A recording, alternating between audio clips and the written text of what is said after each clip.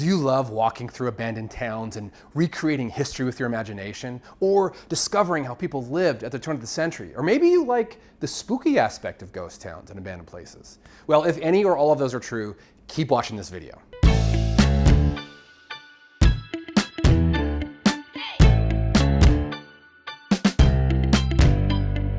Hi, I'm Will from Venture to Rome, and on this channel, we go on epic overlanding adventures in the American West. We do gear reviews and rig installs, and basically just have fun. So I'm glad you're here today because this video is going to be a lot of fun. Today, we're gonna talk about some of the best ghost towns to overland to. Well, some of them are ghost towns, some are like haunted ruins, some you can overland to, some are close enough to town you can just visit. So I think there's a little bit of something for everybody. I asked some of my favorite overlanding channels to pitch in and share their favorite places, so I think you are in for a treat. Not a trick, a treat. You're gonna get some really great ideas because these places are scattered all over the West, the Midwest, and even the South. The first place I wanna tell you about is Silver City, Idaho. This is probably in the top 5 best ghost towns in the entire country, in my opinion, and it's an easy drive from Boise, Idaho. Let me show you why I think it's so great. Silver City was founded back in 1864 when silver was discovered at the War Eagle Mountain. It quickly grew into one of the most sophisticated towns in Idaho, claiming the county seat until 1934. The town had 12 streets, 75 businesses, 300 homes, and 2,500 full-time residents. It had a telegraph line before Boise did and was one of the first to become an electrified city in Idaho. These mines and the people it brought to it are largely responsible for the modernization of Idaho and the development of Boise as a staging and supply point. Silver City was also the center of bloody conflict, not only between the miners with claim disputes, but also between these new settlers and the Native American tribes who now had to compete for resources for the first time. Like most other mining towns, once the gold and silver ran out, the town started its slow decline into a ghost town. However, in the 1970s, renewed interest in the town began as people started buying properties and restoring them. And in 1972, the entire place was listed on the National Register of Historic Places, which is one of the reasons it's an incredible sight to behold today. This is a place where history feels alive. You can almost reach out and touch the past. The buildings are so well preserved that it feels like you can connect with the founders of our state. You can even stay in the 150-year-old Idaho Hotel, which looks just like it did for its grand opening back in 1866, a place that hosted weddings, balls, and the occasional shootout. Similarly, the schoolhouse still stands as proud as ever. You can imagine the town children being taught important things like reading, math, and how to recognize the brands from the ranches in the area. The old ice house still stands where the town would cut ice in the frozen ponds during the winter, pack the blocks with sawdust, and keep them in this little hut. And Silver City has an old Western church on a hill. Our Lady of Tears still watches over the sins of the city, of which there were many during its founding. And from its perch, it can also provide grace to a neighboring hill where the town cemetery rests. So if you're in the Boise area and you either want a day trip to this ghost town or camp near it like we did, it won't disappoint. Now you're gonna hear from my buddy Rob over at Revere Overland, who has an equally impressive ghost town to share. Another one you may not have heard of before, but will be blown away by how intact it is. One of my favorite ghost towns that I visited is one I actually went to fairly recently on a trip with Will, and that's Bannack State Park in Montana. We did a whole video on the area, but let me show you a little bit from the trip to the ghost town. As soon as we saw Bannack State Park, we knew that we were in for a treat. The town is centered around the main street, and not only are the buildings in fantastic condition, they're also full of old belongings from the townspeople.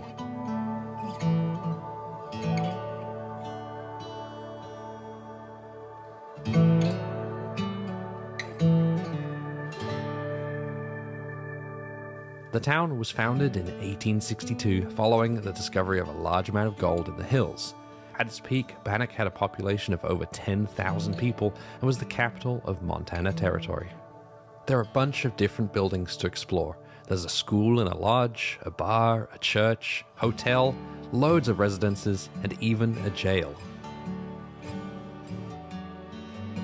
This is a really cool ghost town. I like it. It's in such good condition. All the buildings are really complete, like a bunch of stuff in them. I'd say this is one of the best I've been to. Between this and Bodie, So yeah, I really like it. Glad we came up here. The ghost town is definitely worth a visit, not just because it's really cool in itself, but also because it's in a beautiful area of the country. You got all of Montana's mountain ranges and a whole bunch of Idaho mountain ranges that are just incredible. If you want to see more of it, go, when you finish watching this video, go watch my Lost River Range video. Thanks, Rob. And definitely check out his full video on that trip. We did it together, so I know firsthand how cool that place is.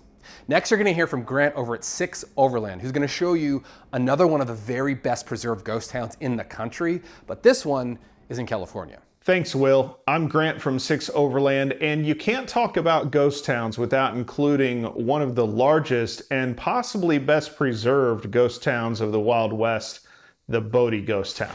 This place is huge. Yes. Like all the way over there. All around. Yeah. Bodie, California is about 75 miles southeast of Lake Tahoe and sits at over 8,000 feet in elevation east of the Sierra Nevada mountains in the high desert. The town became a mining boom town in 1876 after the discovery of a large vein of gold, which ultimately produced over $85 million worth of silver and gold in today's dollars. At its peak in 1879, it had over 2,000 structures and a population of roughly 8,000. Bar fights, murders, shootouts, and stagecoach robberies were a regular thing in the town's heyday, and at one point there were 65 saloons lining the main street. But the boom was short-lived as miners left for the lure of fortune in other booms, and the town slowly declined over the next 60 years until the last mine was shut down at the beginning of World War II and was abandoned. Today, the town is designated as a California State Historic Park with roughly 100 structures still standing and a museum in the center full of town artifacts. There's enough to see to spend an entire day wandering about, imagining what life would have been like and what ghosts remain in the town of Bodie, California. Thanks, Grant. Everybody I talk to says Bodie is a must-see ghost town, so it's one that I must see. Now we're going to hear from Caleb over at Baker Overland, and he has a place in Arkansas that's more than just a ghost town. It's a scary place. What's up, Venture to Roam fans? I am Caleb Baker with Baker Overland, and we are going to take a look at the ghost town of Rush. This town existed in the late 1800s, based around a zinc mine. Eventually it closed down as need for what the mine produced kind of dwindled, and everything just got left. It's completely abandoned. Eventually the Buffalo National River adopted this area as part of the park, so it's protected by the Forest Service. But these structures are just here, completely abandoned, and it's kind of eerie. You know, there's no like specific ghost stories that came out of this area. People did live and die in this community, but just the fact that these structures are all that remains of like a thriving community just gives you a weird feeling, and it's definitely a little unnerving. You can't tell how the rooms were segmented in this particular house that we went to, and I've never been here before, but like I have a pretty good guess that that was the bathroom. In terms of all the internal walls, they're gone. This is all we see. Now there's tons of different structures here that are super fascinating, and we're gonna explore those structures. And actually I did a longer version of this video where we dig into this place in addition to 3 other super spooky places in the Ozarks. Some people call them haunted. That video, if you're interested in that, is my first ever Halloween special. Put a link to that right up here if you want to check that out. The sun's setting. It's getting a little eerie. I don't know, Lennon, is this a spooky place to be? Yeah. Yeah. So maybe we'll split. Yeah, we're gonna get out of here. Thanks, Will, for inviting me to the collab. This is a super interesting spot. You guys need to come check this out. It's actually part of the Buffalo National River Park now, so you can come check this out if you're interested. But let's get out of here before it gets too dark. Nope. Hard pass for me, Caleb. I am not a fan of the supernatural. Just the natural for me, please. But for those of you watching who are looking for a thrill, that might be a good option. Staying with the Southern theme and a little bit of a spooky vibe, Matt Brody over at Simply Must Go has found some ruins that are definitely worth a visit if you're in South Carolina. Hey Will, thank you so much for having me back on the channel. I am really excited to be here. I'm Matt Bodie with Simply Must Go, and this is Captain, and we are here in Yamasee, South Carolina, in front of the old Sheldon ruins. While we don't have traditional ghost towns from abandoned mining operations, the South is covered in a rich and bloody history dating back to the original 13 colonies and extending past the Civil War. Here in South Carolina, not terribly far from where the first shots of the Civil War were fired, you'll find one of the most impressive colonial era ruins in the South. Old Sheldon Church was originally known as Prince William's Parish Church and was built between 1745 and 1753 and is thought to be the first Greek Revival-style church in the United States. This magnificent church ruin is located in Yamasee, South Carolina, just outside of Beaufort. The church was burned down by the British troops in 1779 during the Revolutionary War, when the British suspected it as an ammunition shelter and patriot meeting area. After the Revolutionary War, it was rebuilt, but in 1826 it was allegedly burned again by General Sherman in February of 1865, though there is some debate around that. Some claim the church wasn't burned, but rather ransacked for wood and building materials by locals who needed the supplies to rebuild their own homes after Sherman's fiery march through the South. Regardless, the church was never rebuilt and stands now as it did 150 years ago. Today, these gorgeous ruins from a bygone era are tucked away among majestic oaks and scattered graves. Inside the ruins of the church is the burial site of Colonel William Bull, who, along with General Oglethorpe, was key in establishing the physical layout of Savannah, Georgia. During the day, this is a popular place for tourists and even for like weddings and bridal portraits. But at night, well, at night things get a little spookier. That's right, many South Carolinians will tell you that these old ruins aren't the only thing left over from a long dead past. Many claim restless spirits still walk these holy ruins. So this is the gravesite of Ann Bull Hayward, who's the wife of one of the major plantation owners who contributed a lot of the funds to build this church. And they say that if you stay here at night, you can hear sounds, and some people have claimed to have seen her appear next to her gravestone, mourning the loss of a child.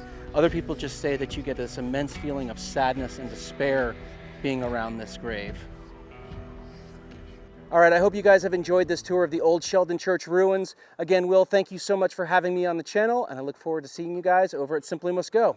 Thanks, Matt. That place looks beautiful and a little scary with the gravestones in the corner, kind of watching everything. So that's another note for me, but maybe for somebody else. Okay, time to switch to the Midwest, where there are not many ghost towns. But if you're from the Midwest and you want to check out something that's really cool, a little abandoned and easy to get to, check out what Fletch from All Things Overlanding found for you. Hey there, Fletch from All Things Overlanding here, and today I am in southern Indiana where I grew up, a small town called Ellettsville, kind of near Bloomington, Indiana.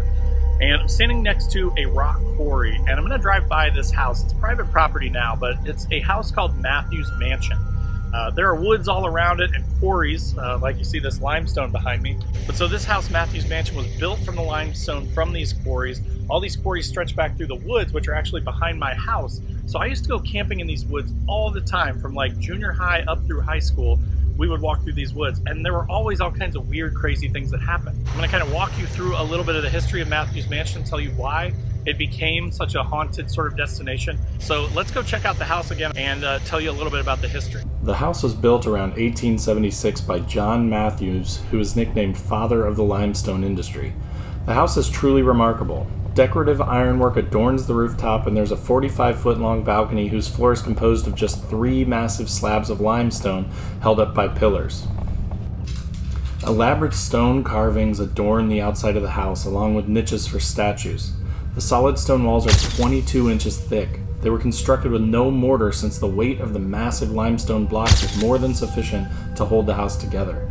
The 14-foot interior ceilings have plaster crown moldings. The basement stairs are solid limestone as well and feature a gravity feed system which once supplied running water from the rain-fed cistern to a limestone sink in the basement kitchen, an advanced plumbing system for its era. There are now many accounts of the house being haunted by the ghosts of the Mathews children, whose faces are immortalized in the limestone carvings above the front door. While not substantiated, according to the book Ghost Stories of Indiana, there are irregularities in the hallway walls which, they say, were where one of the children was walled up into the house. Because of John Mathews' ties to the limestone industry, he made sure to have his home built extremely close to his business for convenience. Unfortunately, that led to the death of his son Peter, who was killed when dynamite exploded in the quarry nearby to the mansion. After the deaths of John and his wife, the house had several different owners until it was left abandoned in the early to mid-1900s. Many vandalized the home, and college students had parties in the vacant mansion. This is when the rumor of hauntings at the mansion started coming out, and many reported strange occurrences that gave the mansion a sinister reputation. Many are disturbed by the realistic carvings of the faces of the Mathews children and connect them to a symbolic trapping of their spirits in the mansion. All right, but so that'll do it for my haunted area, the Mathews Mansion and the woods surrounding it and all the limestone quarries where a lot of creepy stuff happened when I was a kid. I hope that was interesting for you guys. And of course, if you want to come hang out, subscribe to my channel, All Things Overlanding. There'll be a link in the description down below, and I'd love to have you. Thanks for watching. Thanks as always, Fletch. Great info and a cool location, even if it's not centered around camping. Okay, our next one. Did we save the best for next? Maybe. Ian over at Doc Wrangler is going to tell us about maybe the most famous ghost town around right now. And that's because someone bought it, restored it, and keeps it open for visitors. Let's see what Ian has to show us. Hey friends, I'm Ian, otherwise known as Doc Wrangler on the trail and YouTube. Living in Southern California, there is no shortage of ghost towns. With all the mines that went bust back in the 1800s, we explore a ton of them. And one of our favorites is Cerro Gordo, in the mountains just west of Death Valley. The drive up from the valley floor is spectacular as you rise up in the mountains, passing all these small mining ruins. But when you drive into town, the view is even more spectacular as the mountains open up and you drive into this intact ghost town. Cerro Gordo has been in private hands for decades, so for that reason, it's one of the best preserved around. If you're looking for ghosts, Cerro Gordo is full of them. In its heyday, this town was famous for a murder a week, and that's what they called it in the papers. The miners actually slept in their cots behind sandbags that they filled up to prevent themselves from getting shot by stray bullets. In addition to that, many miners died in mining accidents. In fact, one collapse killed 30 miners all at once. If you're ever in the area, I highly recommend you take the trek up to Cerro Gordo to check out this incredibly intact town with the businesses and cabins that are sitting there just like they were 150 years ago. But if something seems a little out of place or spooky, well, don't say you weren't warned. Thanks, Will, for putting this video together. Ghost towns are such a big part of what we do overlanding here in Southern California, and something we love to share and show off to friends. Thanks, Ian. Cerro Gordo looks so cool. It's another one of those must-see ghost towns that I really want to get down to. I just got to get over to California to do it. Next, we're hearing from Kevin over at Rhino Off-Road, who has a really cool place he's going to show us. It's one that he's probably flown over in his F-18. That's right, he's an F-18 pilot, so we're all basically just trying to be as cool as Kevin, and we're just not.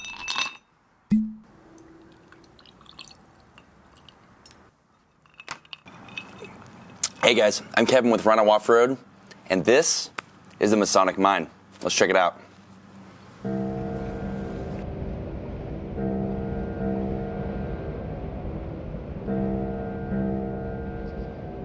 This is the Masonic Mine, tucked away in the mountains on the California-Nevada border at over 8,000 feet. 100 years ago, it was a booming gold mining town, but today it stands as a relic of a foregone era. But visiting it with my buddies Greg and Mike last year made for one of our most memorable overlanding trips any of us has ever taken. Aptly named Masonic by the Freemasons who built it, the town was developed in 1905 and was built around the Pittsburgh Liberty Mine operating from the early 1900s through 1920. Now, the Masonic Mining District, as it was later called, was actually broken up into 3 different towns: the Upper, the Middle, and Lower Town, all within about a half mile of each other and all located in the same valley. They had everything a normal town had: stores, saloons, hotels, as well as a post office, which obviously every town needs. Additionally, it had the Masonic Pioneer, which was a local newspaper that ran for a couple years. Notably, the 2 things it didn't have was a brothel and a church, which in the early 1900s tended to go hand in hand, where you'd visit the brothel maybe on a Friday, Saturday, and you probably needed to visit church by Sunday morning. At its peak, the mining town of Masonic was home to over 1,000 people and generated almost $1 million in profit from gold. In today's dollars, that's like $30 million. But as all gold mines eventually do, the veins eventually dried up, and in the late 1920s, the town was disbanded and people left the area. The two things that make this ghost town my favorite is how well preserved it is and how far off the beaten path it is. As you arrive in the valley and look up at the granite cliffs towering above, the original aerial tramway sits ominously in the fog with the cable still draped over the massive wooden timbers. The tram, built in 1913, carried ore from the mountaintop mine 1/2 mile across the gulch into the 10-stamp mill for processing, which had 50 men on the payroll and processed 35 tons of ore per day. The stamp mill structure is still standing today, as well as numerous buildings and homesteads around the valley. Walking around the site, you still find old bottles, cans, wood frames, and structures well preserved thanks to the dry alpine air and high elevation, as well as its remote location. Due to its famous distant neighbor, the town of Bodie, the town isn't well known, allowing it to continue to stand the test of time and is a monument to the incredible tenacity of early Americans during the California Gold Rush. Now, this makes for an incredible overlanding destination because of the variety of scenery and the history you get along the way.